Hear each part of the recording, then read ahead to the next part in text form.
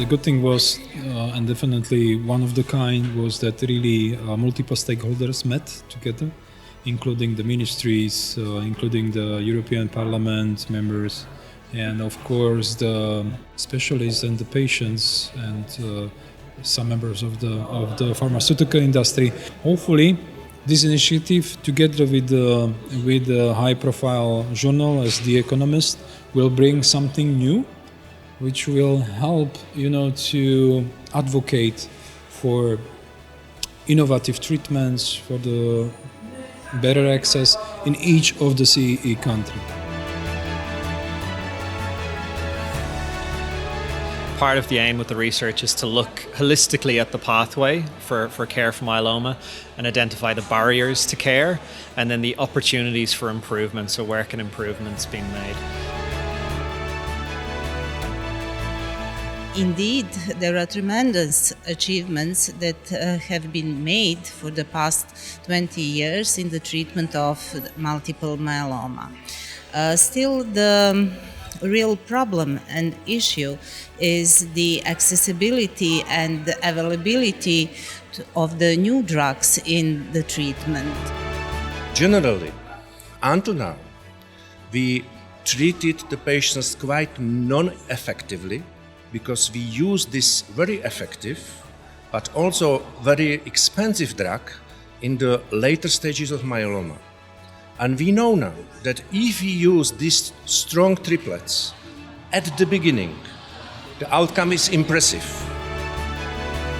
The countries which did best are fully aware that if you want to get value from healthcare, you need to invest first. Secondly, they build their healthcare system based on prevention. Furthermore, these countries tend to invest heavily into innovations. And last but not least, these countries tend to invest heavily into HR resources. It's no-brainer that really investment of the €1 to the cancer is a good investment. Unfortunately, most of the politicians are looking at this investment in the short-term period, which is wrong. We have multiple studies which show that if you invest rationally into the system, the paybacks will come.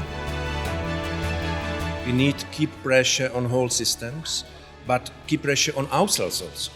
So when we discuss with different groups from different states, from this region and Balkan countries, the one critical thing is that they are not running the clinical trials. If we really want to achieve equality between the countries and between healthcare in the different European countries, we need to do something to achieve that the one registration for the European Union, at that moment it becomes the registration and it becomes reimbursement in all European countries.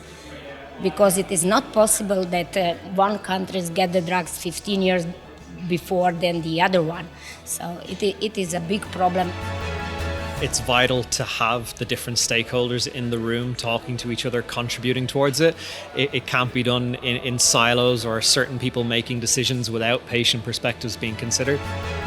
Takšno srečanje, kot je današnjo, ki ga organizira Globsek, je sigurno za tako organizacije bolnikov kot nas, zagovornike bolnikov, izjemnega pomena, je pa tudi izjemnega pomena za naše zdravstvene strokovnjake, pa seveda tudi odločevalce, ki smo se tokrat tukaj povezali.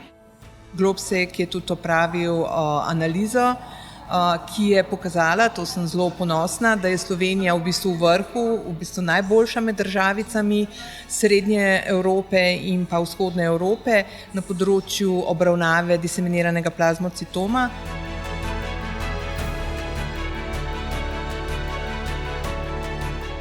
Ja se nadam u stvari da će ovo biti važan korak.